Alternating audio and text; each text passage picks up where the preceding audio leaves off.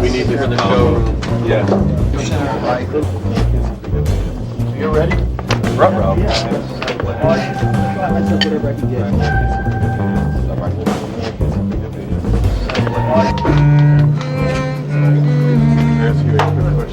Trace ship band to whatever. Yeah, I did. Yeah, I did.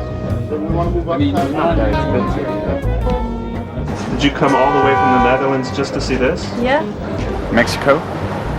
Philadelphia.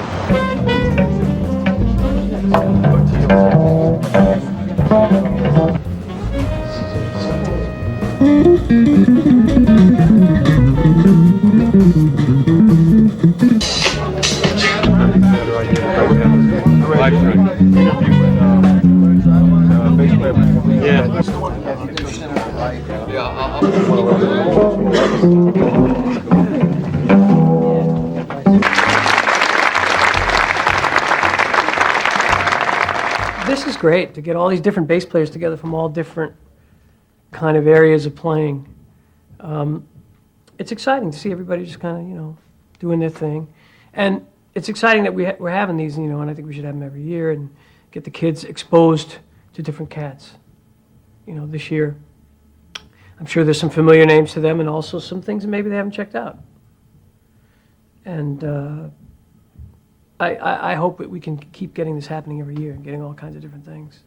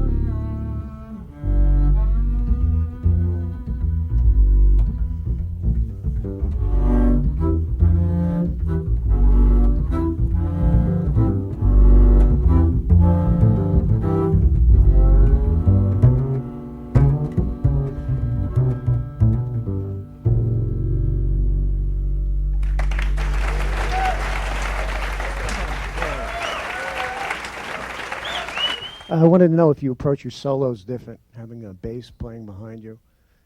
We do. If you notice that a lot of Michael's dexterity is throughout the bass, but he plays a lot in the upper register of the bass, and has become quite astute at that. But we both work as journeymen, as players in the rhythm section. So the bottom, but for soloing, I just try to think some melodies. You have some thoughts? I think probably for both of us, there's a little bit of give and take. And when we first started doing it, we played a few nights in Zeno's, just the two of us. I think that as soon as you hear the other guy playing behind you, you naturally take to other notes than you might not play, because you don't have to fill out the bottom of the chord. You can leave more space. That's the real luxury of it, is you have somebody doing the job there that you're doing for everybody else. So it's really a luxury. And I mean, I leave a lot more space in my solos and maybe play longer notes, more like a horn player would or something. And it's really fun. I recommend it to everybody. Yeah. People will say, what do you mean bass day? You know, and I think it's about time. I mean, the bass players are the ones who can make or break a group, and sometimes they're the least people who get any compliments of any kind. Of course, you know, you've got all these incredible bass guitarists on the scene that are doing some astounding things,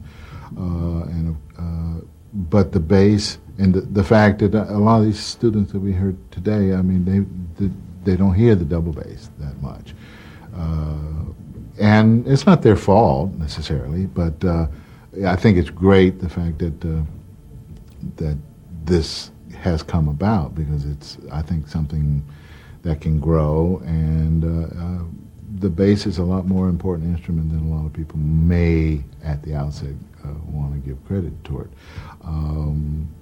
because it's the backbone of any of the ensembles in any kind of idiom you want to put it in. I can't tell you how honored I feel to be, you know, on the same bill with guys who I just think the world of. You know, Tony Levin, Patitucci, everybody. I mean, all of these guys are monsters. And it was really a privilege for me to be asked to do it. And it's nice to be able to kind of represent Nashville and let everybody know that even though, you know, I really love country music, I'm interested in all kinds of things, and especially bass. And I think the Bass Collective is a great concept. I'm a real believer in the power of numbers in that way, in terms of getting a bunch of brains on one project. It really is important, I think, and I'm sure the people that are coming here, not just to this today, but coming to the school, are leaving with you know, a really, you know, pretty amazing amount of information. So yeah, I think it's great. Count me in. You know, I'm just glad to be here. In Nashville, most players that get into the session thing start out doing a lot of demos. You work with a lot of songwriters, a lot of publishing companies, and you know, you kind of work your way up, and you sort of come together with people who are trying to get ahead, and you know, you lock into these great creative relationships. And every day is a different situation. In a demo session, normally runs 3 hours. We'll cut 4 to 6 songs with overdubs, so we move pretty quick, and it can be real intense. But the good thing about it is that in a demo situation, you don't have time to calculate and come up with things. You just have to pretty much shoot from the hip and just let your gut tell you what you ought to do. The number chart is a great aid in that, as you can see, there's not a whole lot of stuff written out, and essentially you're writing your own part as you go, and you create situations, you know, amongst the other players. The steel player and the fiddle player will hook up, and they'll real quick come up with a little arrangement. My job is to basically see what the drummer's going to do and make it sound like music. Let's imagine for a moment that a struggling young country songwriter named Sting shows up at a demo session. Just signed him a publishing deal, and he's got a song that he's just written, and maybe the leader of the session's gone off in the back room and written a chart from a quick guitar vocal. But I thought what I'd do is kind of take this number chart and show you some of the different changes and things we have to go through when we're doing this. It can get pretty interesting. So let's suppose that Sting comes in and says, you know, I'm still kind of looking for the right feel for this song, guys. I'm sure you can help me. Kind of thinking it may be a bluegrass kind of thing. So let's sort of start there. So if I don't have my acoustic bass in the studio, I'll probably play it on this thing. And the intro would probably sound something like this.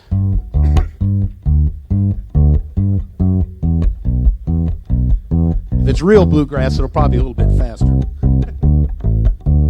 But this is bluegrass we want to try to get on the radio. Every breath you take, every move you make, every bond you break, I'll be watching you. You get the idea. But then, oh, you know, he thinks, well, maybe that's not it, guys. Hey, I think it needs to be a little more laid back. Let's try kind of a, I don't know, maybe a Tex-Mex kind of feel. Every single day, every word you say, every game you play, every night you stay. You get the idea. Okay, so he goes, well, maybe it's still not right, guys. I'm sorry. I'm kind of making up my mind here. Maybe it's more of a bluesy thing. You know, it's kind of a downed lyric. Maybe we should do it as more of a blues. So here's the bridge. Maybe if we change the key, maybe go to the key of E. Oh, can't you see you belong to me? How my poor heart aches with every step you take. Supposing he wants to do it as what we a lot of times call a Ray Price shuffle, which is a 4/4 thing where the piano and the bass will do this arpeggio thing together. It's a different kind of shuffle than a straight blues. Okay, so we're in the key of C and we go down. Since you're gone, I've been lost without a trace. I dream at night and I only see your face. Look around, but it's you I can't replace. Feel so cold and I long for your embrace. Keep crying, baby, baby, please. You get the idea. And you know, it's not my choice to make. You know, if somebody says, hey, which of these feels do you think would work? I might say, well, you know, Sting, I think it would probably be kind of an eighth note rock thing, and it would probably work pretty well. So, you know, that's what you get into sometimes with these guys. You just kind of have to see what they want to do and follow. It's real important to be flexible. It's real important to not have any musical prejudices because they're just going to get you in trouble. You know, look at your whole persona and not just what you're doing with the bass. It's great to have the chops. It's great to have hot licks under your belt. But ultimately, they're hiring you for a lot of other qualities besides how fast you can play. You know, it's really about, are you feeling that song? It's about your heart, giving your entire being to them for that moment on their song, because these people are spending their own money or their career's on the line. You've got to give them what they need. I really appreciate a chance to be here. I'm going to leave you with a song that is something I wrote with a fellow named Russell Smith in Nashville. This is another song from my record. And it's kind of about that feeling of not giving up. The song's called Working Against Resistance.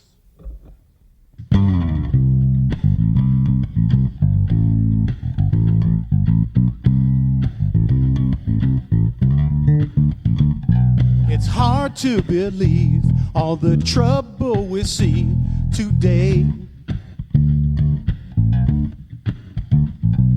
It makes you feel like crying.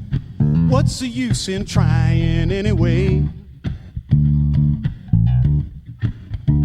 But you got to hold on. You just can't let go.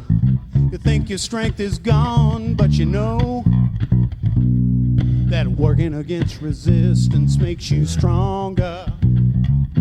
Working against resistance makes you grow. Working against resistance, you last much longer. I do it all the time, that's how I know. You wanna get real, gotta get real. trying to be real and know just how you feel. Working against resistance makes you stronger. Working against resistance makes you grow.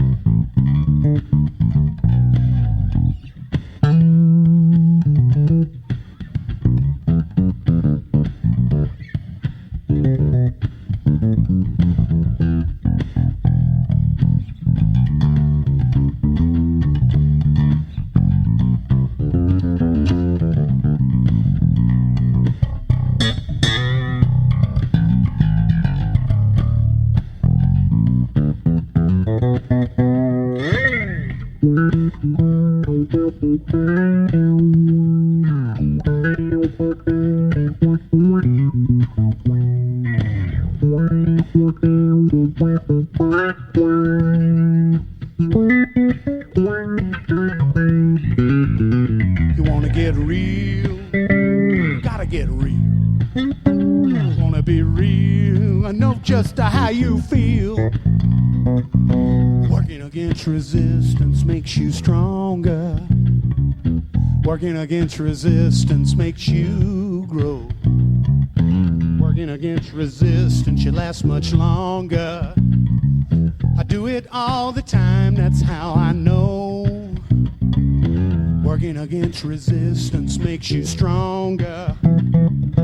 Working against resistance makes you grow.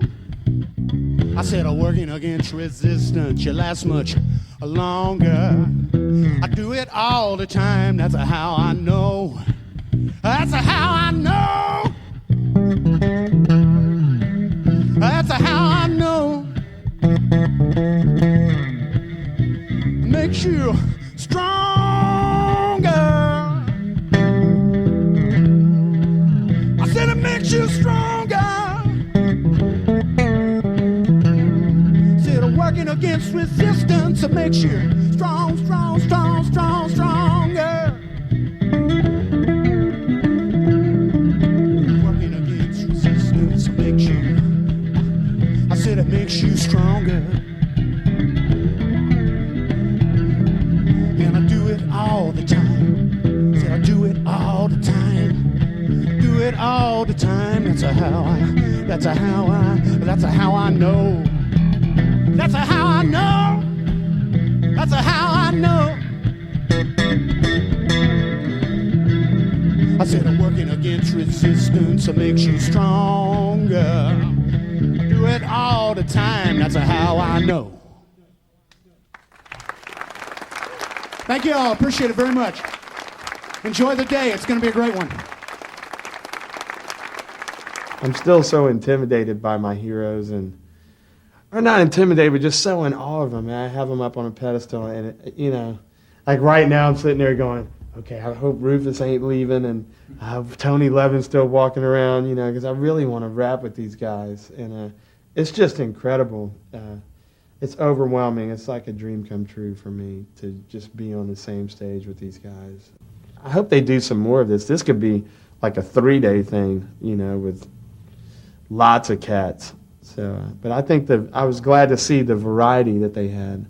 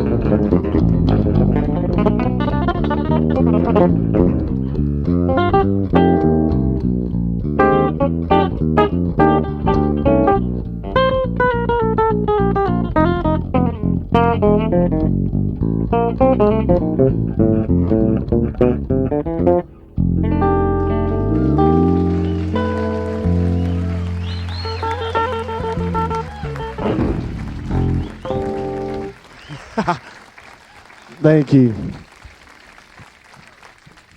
I kind of developed this stuff by accident, with in the momentum of the moment. And I've discovered after some students telling me what I was doing, because I guess I wasn't explaining it very well, that I do a lot of tapping with this finger on my left hand. And then there's some stuff like the triplet stuff where you lead off with the tap.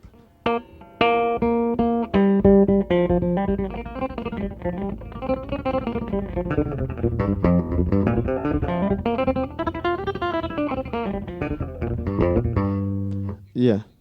Just two, yeah. I ain't like Percy. I can't get them three going, man. I would need to get him to show me that. But and a lot of the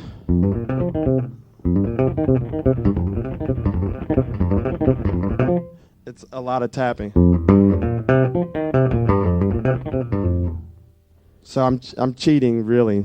I mean, I guess there is no cheating, really, but that's what I'm doing. Obviously, Jocko was a huge influence as far as chords and stuff like that, everything. But I really I took a lot of the basic chords that you use on a 4-string, like a dominant 7th.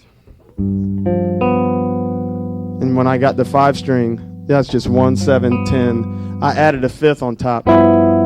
So I had like a 13.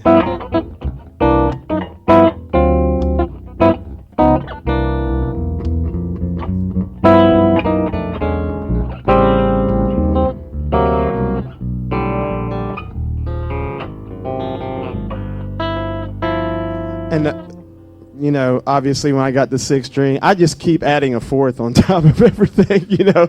So you got, you know, that's that same chord with a 4th on top of that. How about, let's slow it down a little bit.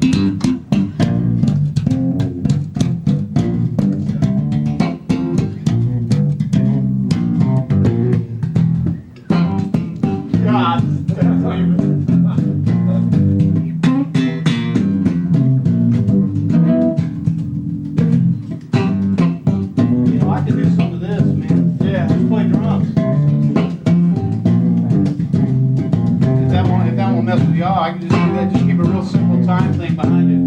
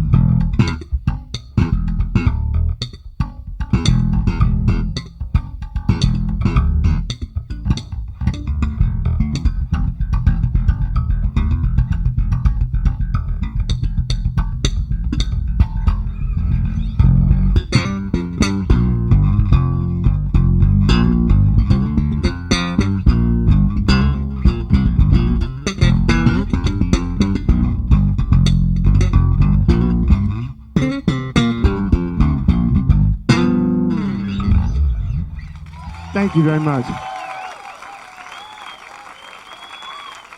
As we speak, there are clinics going on. The one I heard of Dave Pomeroy, I learned a lot of stuff, so it was interesting. I even like, if I have time, taking bass lessons. So like most guys, I have a lot to learn, and this is a very interesting atmosphere to pick up stuff from other guys. I'm not going to get to hear all the clinics. I think I'd be overwhelmed with a whole day of learning about the bass. But of course, it's a nice resource and interesting for bass players. Everyone in this room can play faster than I can on the bass. It's not that I'm that slow, it's that I'm not a very fast player, and very fast playing is very popular now, and it's cool. And what I'm about is more choosing the right notes that I want to play. So as I've torn down my playing, and I thought, what is it I try to do when I make up a bass part for an album, for Peter Gabriel, or for even King Crimson, where there's a lot of notes flying by, even for me. And the answer is that I try to play, I love the good note, the one good bass note, if I'm playing it or someone else is playing it, the one note that seems right, that's at the right time, with the right sound and the right feel. And of course, this is to me, what I feel is the right note, be different to someone else, some other listener. So I am trying for that one right note, or more of them. You put a lot of them together, you got one really good bass line. And I can't overemphasize what, to me, is the huge effect of one right note on the bass, one good note. As I think about it, I think it frees all of the other guys in the band to make better music. It frees the drummer to not have to keep the time so much for you. He still will keep the time, but he can put more of his personality into it and not worry about holding you down if you're the bass player. I do a couple albums a year, projects with people, and I love doing that. And I thought I should mention what I bring. This was covered again in Dave's talk. What I bring to a session with someone, I might bring one bass, or I might bring a bunch of basses. But the essence of what I bring, I think, is I really love music, and I love the chance that I'll get the opportunity to make some really good music, or to be part of it. The bass part, to me, doesn't have to be the main thing. If it's a good singer, I'm going to really be focused on what they're singing. If it's about lyrics, I'm going to be listening to the lyrics. That doesn't really influence the notes I pick, but that's what I'm about. If it's instrumental and we're all there to play, have a good time, I'm going to have a good time and get wild. But if it's about the lyrics, I'm listening to the lyrics. If it's about a songwriting thing, then I'm listening to the songwriting, and I will strive in my kind of unconscious way to come up with a bass part that complements best that song. I always played bass way back, like in Genesis, not the band, in the Bible, I was playing bass. I chose it when I was my parents, I played piano, and they said, what instrument do you want to play? And I said, definitely the bass. And they said, why? And I didn't know why. I still don't know why. It's an interesting thing that much later I realized that it was really a good decision for me. It was obviously not from my brain, and it wasn't to be a rock star. There was no rock in those days, and there were no rock stars. And it was a good decision. I'm still the same. I still want to play the bass. I still don't know why. I don't want to take a solo. I don't want to be the guitar player. I go to a session, or I'm in a band, any situation, I'm given a bass part sometimes. Sometimes I'm not given anything. And I thought maybe it's interesting, how many of those notes do I play? So this first piece I'm going to play with, I was given the entire bass line. It was written by Bill Bruford. The piece was, Bill is the drummer, a wonderful drummer in King Crimson. I think he actually got the part from tapes he made at a sound check we played of a bass line that I played.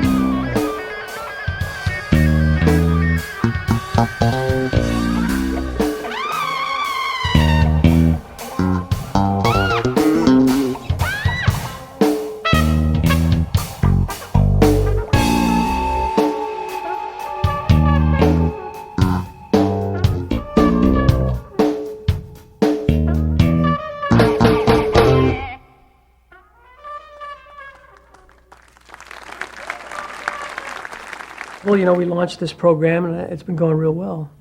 And, because our emphasis is trying to make really broad and, strong musicians out of bass players, not just cats that sort of do one thing.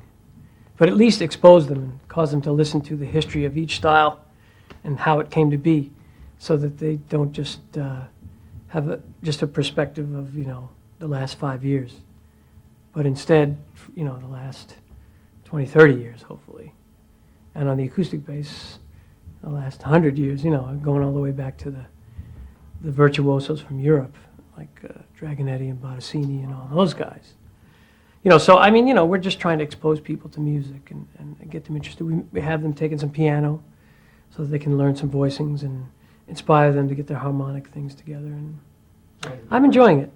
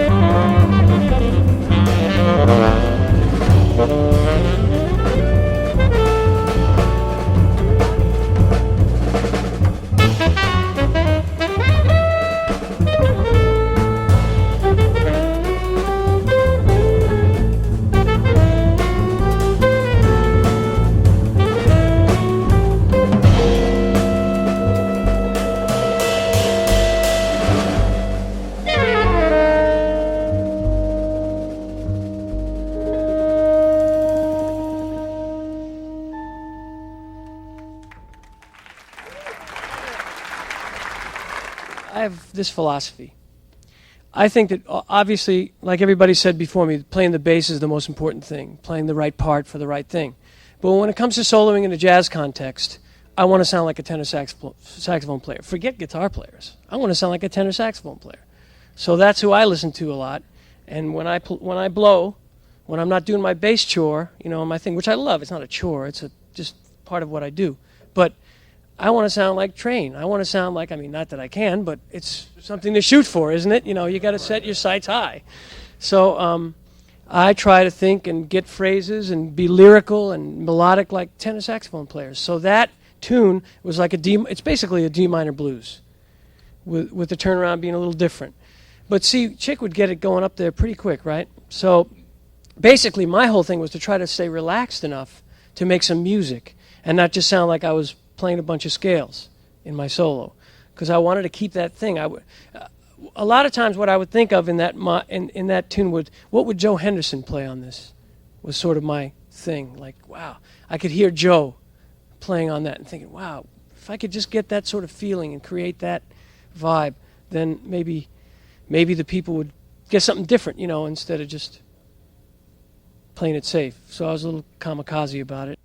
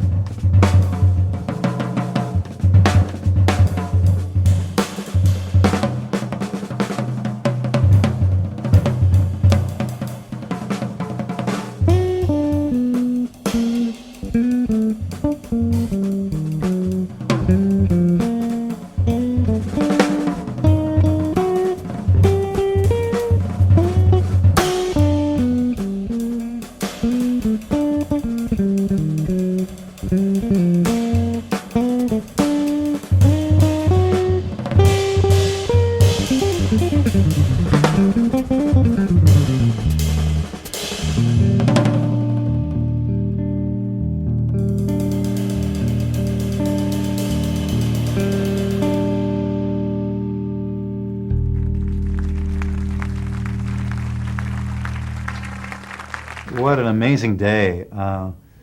I wish when I was 16 or 17 I could have seen something like this. It was just amazing. What an honor to be up with such great players. Tony and Otile, John, of course, the two gentlemen, the two stand-up players who I apologize I wasn't aware of until I saw them play tonight. Unbelievable. I mean, just mind-blowing. Just what a joy to play around people like that, and it was a great honor to be on the same stage. You know, like I said, I wish I could have been in the audience in 16 again. I'd be a lot better player today if I would have seen that when I was 16.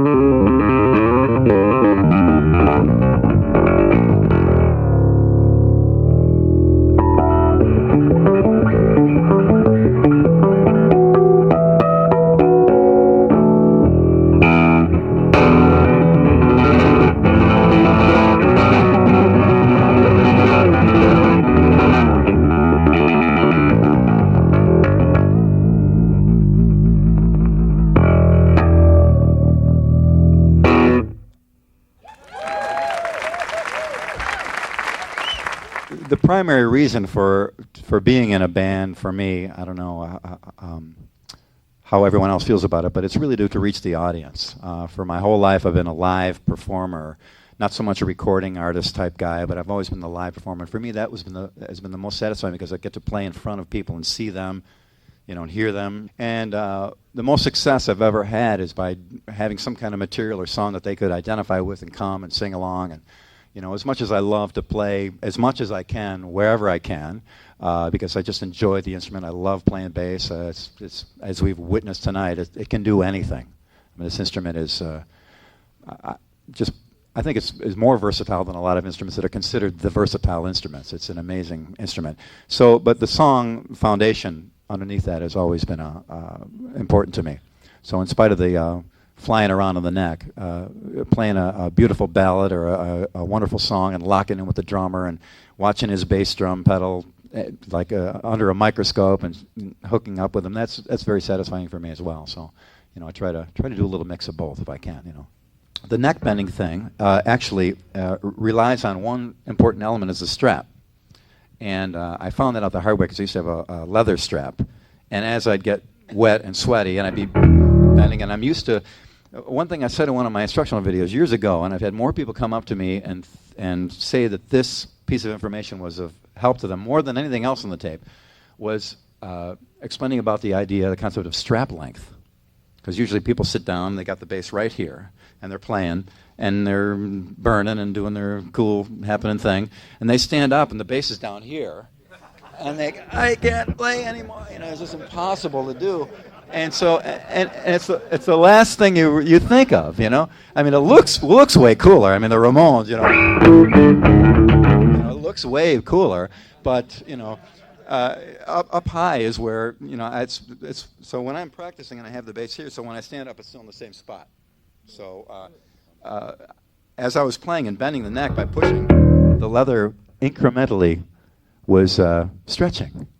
A little bit more, a little bit more, a little bit more. Until pretty soon I was wondering why I couldn't play any of that. By the encore, I couldn't.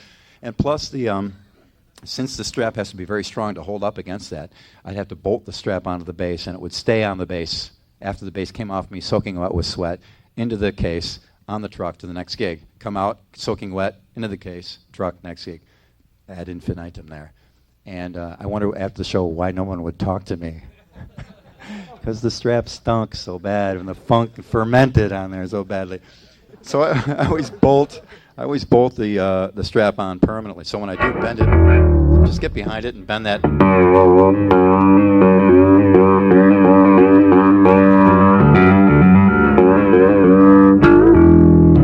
Use the D tuner, get it down to the C. I mostly use 3 fingers.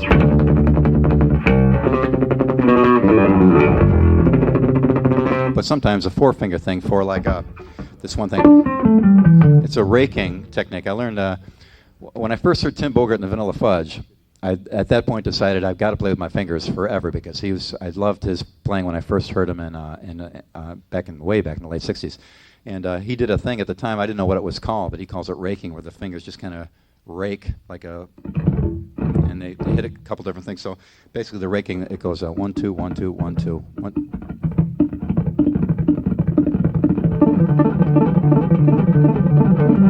And you can kind of do a lot of notes without a lot of effort. And then we started to do which we call the Woody Woodpecker lick. Me and Steve Vai, we were working. Like, ha ha ha ha. I started doing that.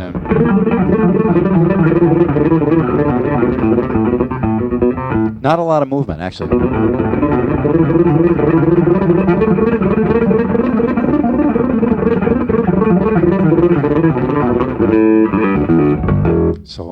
So it's not really of a lot of use, only that specialty kind of thing like that. But occasionally I'll use it for.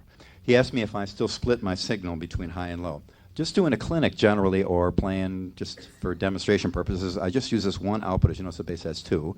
And that's this pickup. Years and years and years ago, I had a Fender Super Bassman amp, and I lent it to a guy. I had a Fender bass, and I lent my amp to a guy that had a Gibson EBO or EB3. It had the big giant pickup here. And it had all this super deep low end on it, and I really liked it a lot. But I couldn't get that sound of the Fender. But I still love the Fender bass. So I wrote to Gibson. They sent me a Gibson pickup. And I, again, chiseled it out on my living room floor. My mom had to vacuum up the wood chips out of the carpet, you know. And I plugged it in there. I didn't know how to wire a switch, so I just put the volume, tone, and put another output and ran 2 chords into 2 different channels. What that enabled me to do was to get all the articulation and all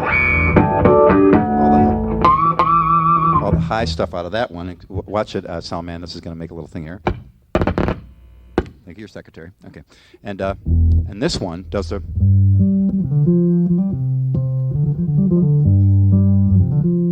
all the real low. Glenn Cornick from Jethro Tull had that sound. Oh, the super deep low end. So originally through 2 channels.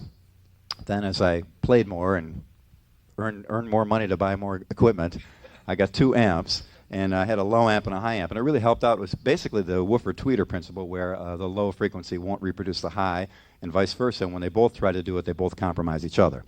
So one amp doing just a super deep low end and another amp doing the highs. It helped a lot in actually in developing, I guess what you'd call some form of a style, because I was in a 3-piece band for years and years and years. And if we make $100, it'd be $33 a piece. If we had to hire a keyboard player and another guitar player, it'd be only $25 a piece.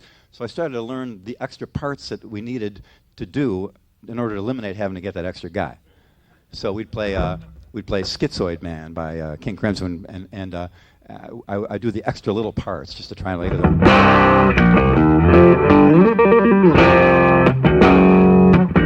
And the chords generally will knock that whole sound out, but with a low end underneath there. I should have hooked it up to show you. I swear to God it works. No matter what kind of player you are, no matter what you're doing in music or whatever, I just want to wish you the absolute ripping, vicious, incredible best of luck to get the dream that you want to get. And I think you can do it. If some bonehead from Podunk, Buffalo, New York can get there, I'm sure you can do as well or better. And I just want to wish you the absolute best for that. And it's an incredible honor to be up here in front of the gentlemen that came before me, all of them on bass. Just an amazing evening. Thank you very much for letting me be part of it. Thank you very much.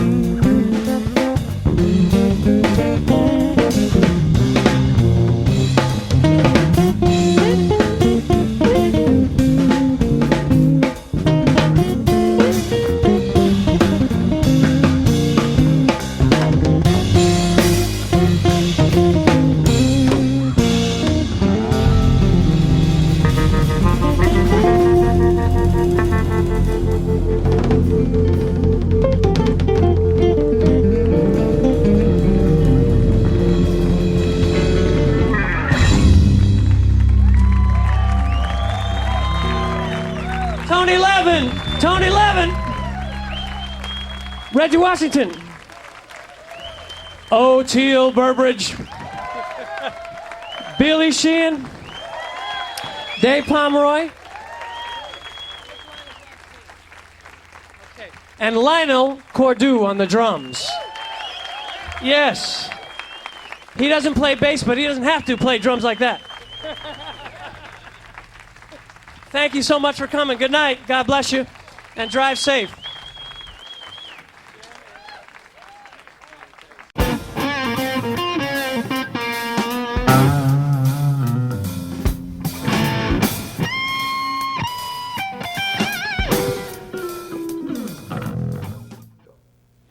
In this segment, I would like to show you 3 separate, tricky little bits that work really good to impress people. That would be harmonics, tapping, and double stops.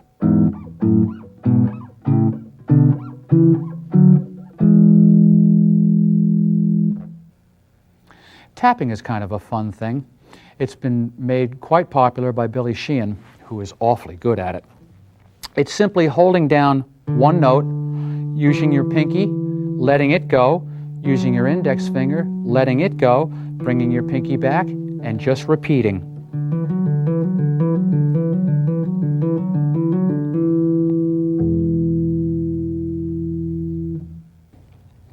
Here's a variation I'm going to do, just moving my right hand up and down the neck.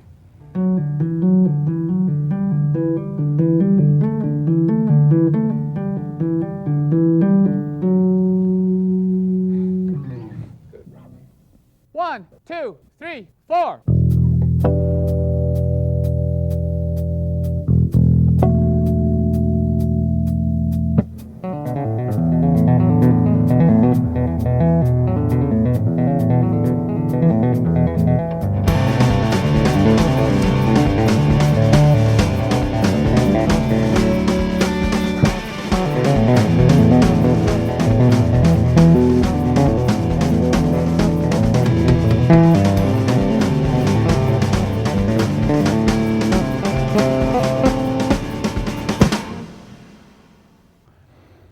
Another technique is harmonics.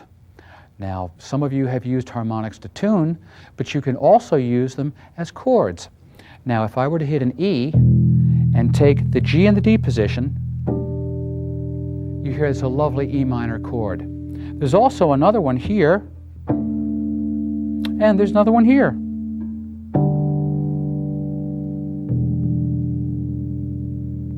Now, these harmonics can be done all over the neck. Now I'd like to show you something called double stops.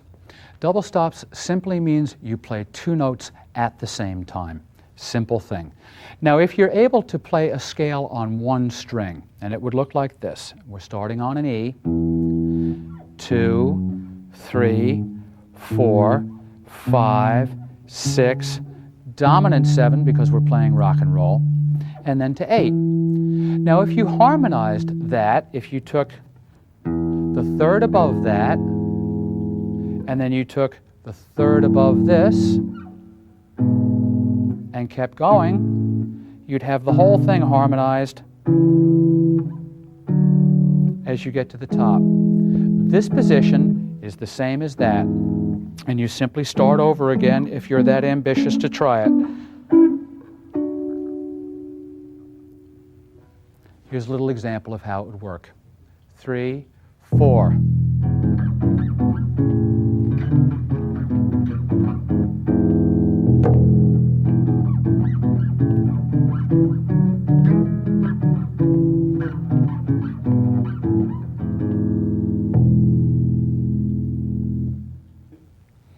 In this example, I'd like to do two different things. I'd like to do a power slide. I call it a power slide because it's a 1 and a 5, which is a power chord, which slides from the dominant 7 to the major.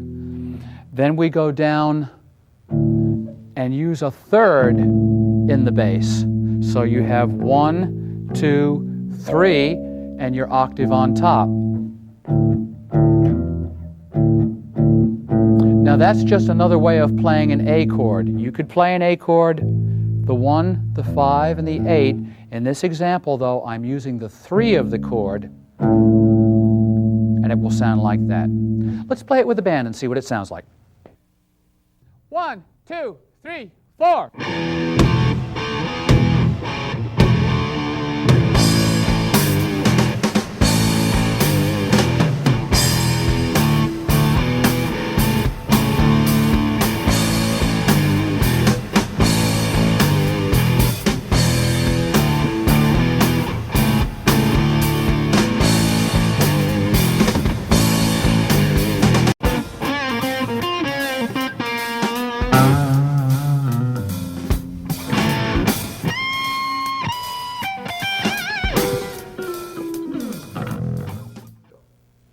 In this segment, I would like to show you 3 separate, tricky little bits that work really good to impress people.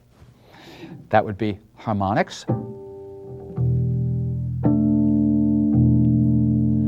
tapping, and double stops.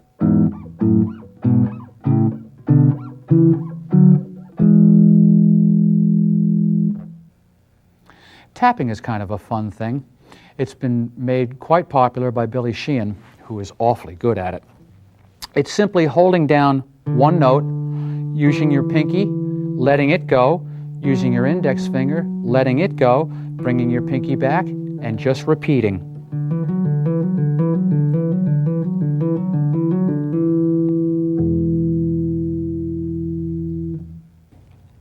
Here's a variation I'm going to do, just moving my right hand up and down the neck.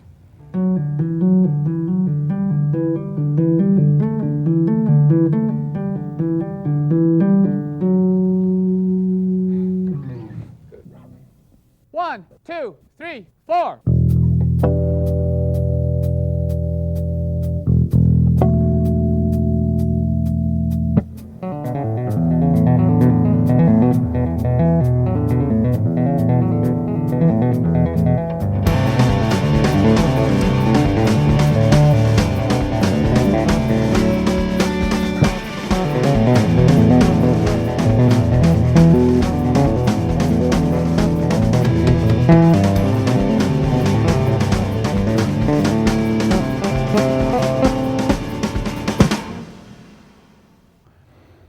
Another technique is harmonics.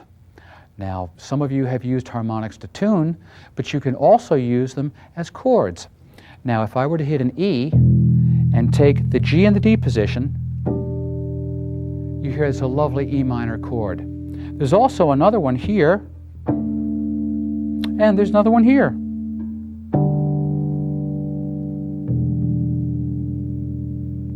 Now, these harmonics can be done all over the neck. Now I'd like to show you something called double stops. Double stops simply means you play two notes at the same time. Simple thing. Now if you're able to play a scale on one string, and it would look like this. We're starting on an E, 2, 3, 4, 5, 6, dominant 7 because we're playing rock and roll, and then to 8. Now if you harmonized that, if you took the third above that, and then you took the third above this, and kept going, you'd have the whole thing harmonized as you get to the top. This position is the same as that, and you simply start over again if you're that ambitious to try it. Here's a little example of how it would work. 3, 4.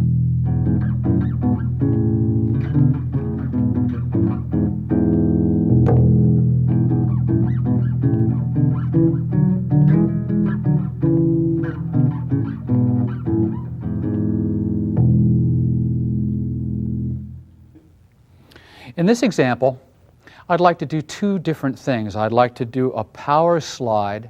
I call it a power slide because it's a 1 and a 5, which is a power chord, which slides from the dominant 7 to the major.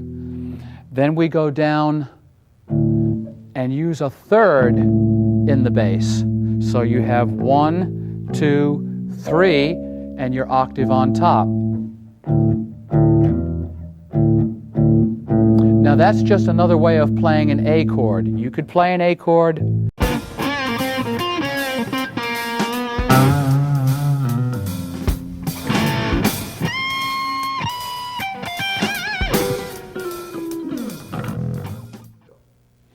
In this segment, I would like to show you 3 separate, tricky little bits that work really good to impress people. That would be harmonics, tapping, and double stops.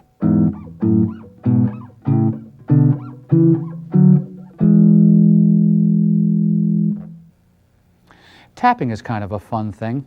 It's been made quite popular by Billy Sheehan, who is awfully good at it.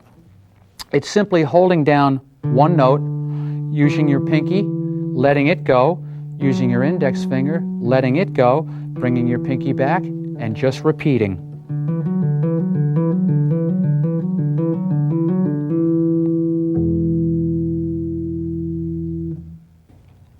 Here's a variation I'm going to do, just moving my right hand up and down the neck.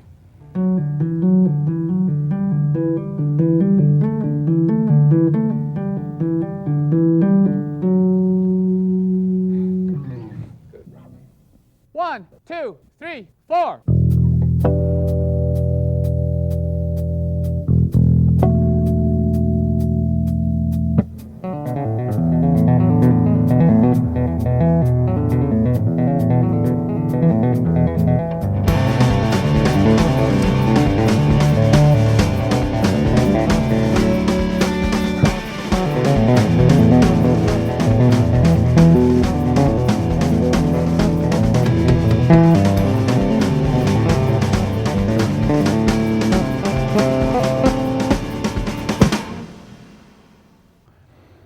Another technique is harmonics.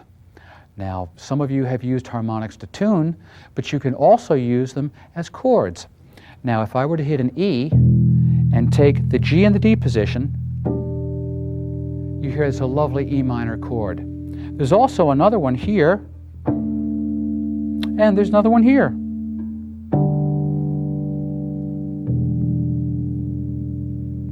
Now, these harmonics can be done all over the neck.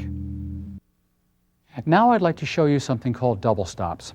Double stops simply means you play two notes at the same time. Simple thing. Now if you're able to play a scale on one string, and it would look like this. We're starting on an E, 2, 3, 4, 5, 6, dominant 7 because we're playing rock and roll, and then to 8. Now if you harmonized that, if you took the third above that, and then you took the third above this, and kept going, you'd have the whole thing harmonized as you get to the top. This position is the same as that, and you simply start over again if you're that ambitious to try it. Here's a little example of how it would work. 3, 4.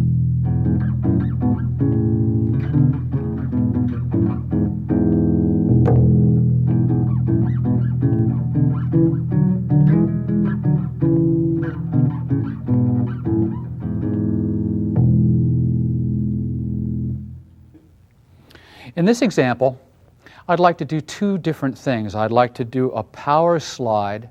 I call it a power slide because it's a 1 and a 5, which is a power chord, which slides from the dominant 7 to the major. Then we go down and use a third in the bass. So you have 1, 2, 3, and your octave on top. Now that's just another way of playing an A chord. You could play an A chord, the 1, the 5, and the 8. In this example, though, I'm using the 3 of the chord, and it will sound like that. Let's play it with the band and see what it sounds like. 1, 2, 3, 4.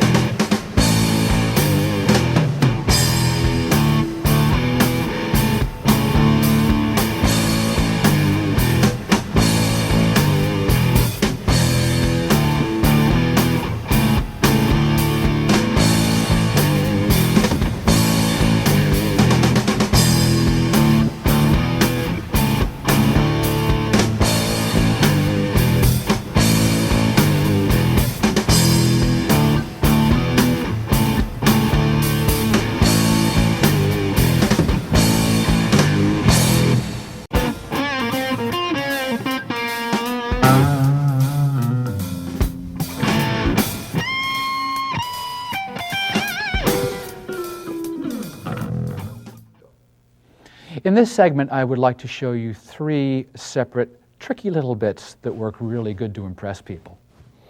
That would be harmonics, tapping, and double stops.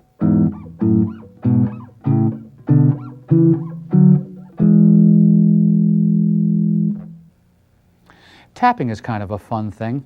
It's been made quite popular by Billy Sheehan, who is awfully good at it. It's simply holding down one note, using your pinky, letting it go, using your index finger, letting it go, bringing your pinky back, and just repeating.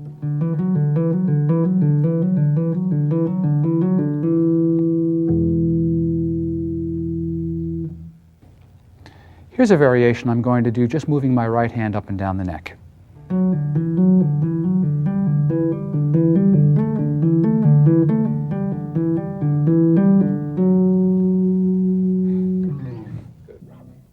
One, two, three, four.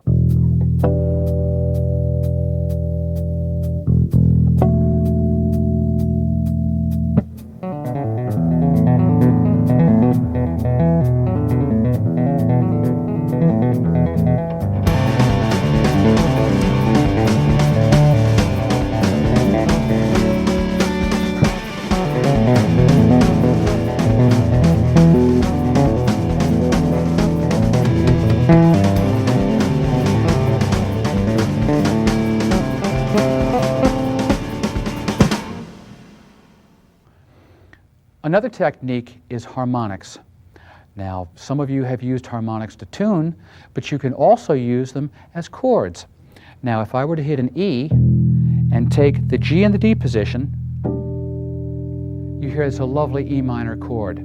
There's also another one here, and there's another one here.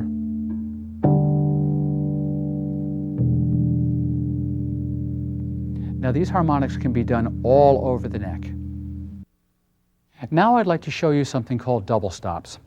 Double stops simply means you play two notes at the same time. Simple thing.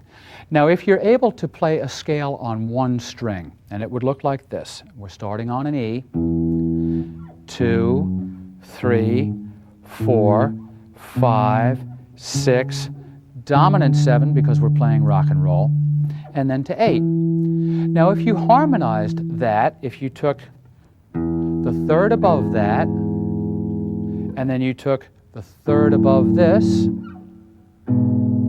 and kept going, you'd have the whole thing harmonized as you get to the top. This position is the same as that, and you simply start over again if you're that ambitious to try it. Here's a little example of how it would work. 3, 4.